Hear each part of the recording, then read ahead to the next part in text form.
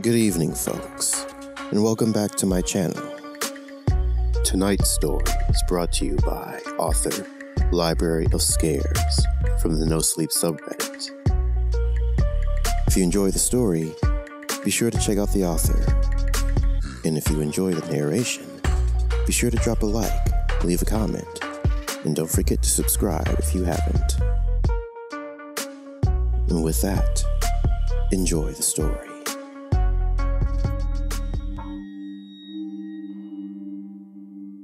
Ever since I was a toddler, my parents would always tell me, "Don't look out the window at night." I always asked them why, but they shrugged it off with a smile and a simple, "because." As I got older, I stopped questioning it and did what they said. I assumed it was normal everywhere else, since every person I knew did the same. When I turned 18, I moved out of town for college. It was during Christmas break of my second year when I found out the reason behind the town's strange tradition.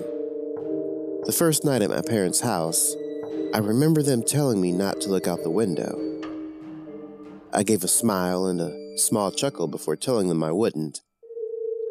However, curiosity struck me the moment they left the room. At college, other people looked out their windows at night without a care in the world. I didn't know what the big deal was. As I lay in the dark, I came to a decision. I would look out of the window. It wasn't that big of a deal. Just as my hand came to the sheer white curtain of the guest room, I paused. My mind flashed to that one time when I was 12. My parents were in the kitchen.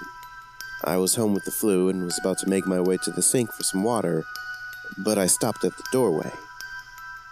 I hid behind the wall, peeking my head out from the doorway just an inch. My mother was crying and my father was holding her and rocking. "That poor little girl.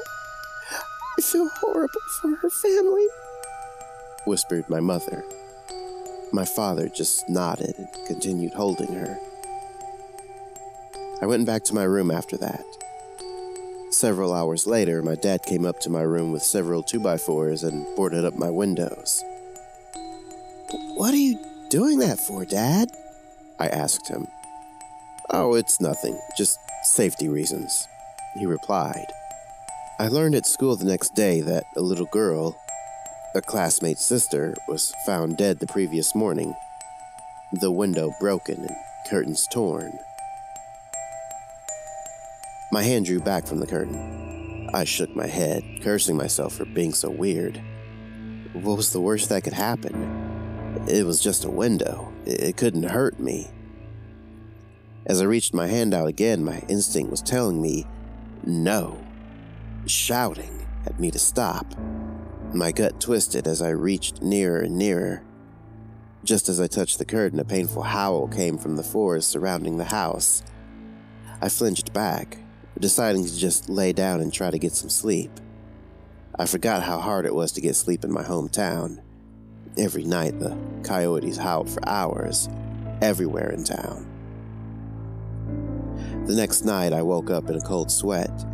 I glanced over at the alarm next to my bed. It was midnight. I groaned and sat up in bed. A low, growling sound from outside my bedroom window. I thought back to last night and decided that I had made up my mind about looking out. I thrusted my arm towards the curtain and pulled back hard, almost ripping it away from the rod. I flattened myself against the wall next to the bed for a moment before I put one eye in front of the window. I immediately regretted my decision as I heard claws clacking up the house. I flung myself out of bed, tumbling on the floor. I stood up and got back up on the bed. I stuck my face closer to the window as the clacking got closer and closer. It suddenly stopped for a second before the most horrible creature popped up from outside, emitting a horrible shriek as it did so. I can never forget its face, the way the hollow eyes oozed some kind of black substance like tar, the way its lips were pulled back into a gruesome grin, the teeth blood-stained and razor-sharp. It looked like it had 4 limbs, its front two slamming on the glass and pounding. As I was frozen in front of the window in terror, my parents burst into the room. My father had a shotgun. He marched up to my bed and yanked me away from the window. He pointed his shotgun at the creature, shooting a bullet at it. The thing scrambled away, leaving the window almost completely shattered. "Damn it, son. It was a simple task. Just don't look out the window. How hard is that?" My dad shouted at me. I wasn't processing his words. I was sitting on the floor, arms and legs splayed everywhere in utter shock. The hell had I just seen? My mother ran to the bedroom door. She had tears in her eyes. "Is everyone all right?" she asked. "Yeah, we're fine. We still gotta get the creepy fucking monster, though. Nathan, get up. We got some work to do," my dad said. I got up as soon as I could. My dad thrust the shotgun into my arms and marched downstairs. He opened the basement door and descended, coming back with a machete and some kind of spray bottle. He sprayed the liquid onto the machete before walking to the front door and wait. "Dad, what are you doing?" I asked, confused. I was just traumatized. And now my dad is waiting at the door, machete in hand like he was about to kill someone. Instead of a response, my dad just hushed me.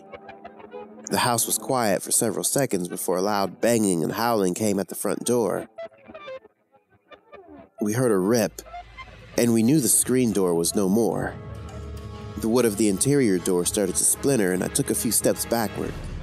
My dad glared at me. "Nathan, now's not the time for this. Point the goddamn gun and get ready to shoot." I aimed my gun at the door, trying to find the spot where the howling was coming from. The door was strong, but it wasn't indestructible. The creature burst through the door, and I pulled the trigger in a moment of terrified panic. My dad knelt down and brought his machete down on the abomination's head. The howling ceased. My mom rushed forward with a tarp to cover the spot where the door was destroyed. "Honey, are you okay?" my mom asked for the second time that night. She came up to me and kissed my cheeks, as if to make sure I was still there. She went over to my dad and did the same thing. "We're okay, Martha. Both of you, get in the basement. I gotta clean this up." "Basement? Why the basement?" I asked. Everything was going by at the speed of light, and I couldn't help but question everything that was happening in the moment. "Let's just get in the basement. Your father needs to clean up," my mom said, grabbing my arm and pulling me to the basement. We sat on the couch down there for what seemed like hours before my dad came in and put the machete up. He sat on the chair in front of us with an exhausted sigh. The three of us sat in silence for a few minutes. In that time span, my brain was able to come up with a coherent sentence. "Dad, what is that thing?" He just looked up at me, eyes dark, and said, "Where do you think that howling came from?"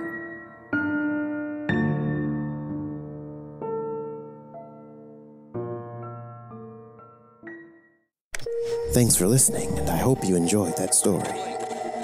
If you did, be sure to leave a like and a comment, and don't forget to subscribe if you haven't already. If you'd like me to narrate one of your stories, be sure to submit them to r/horrorxnerds on Reddit. You can also send me a direct message on Reddit at username nerdxcorexcreep or on Twitter at nerdxcorexcreep. I'd also like to give a huge shout out to my very first patron, As the Raven Dreams. He's a fellow creator and makes very excellent content, so be sure to check out his channel as well. And if you'd like to support the channel as well, be sure to visit patreon.com/nerdxcorexcreep. With that, I'll see you in the next video. Have a creepy night.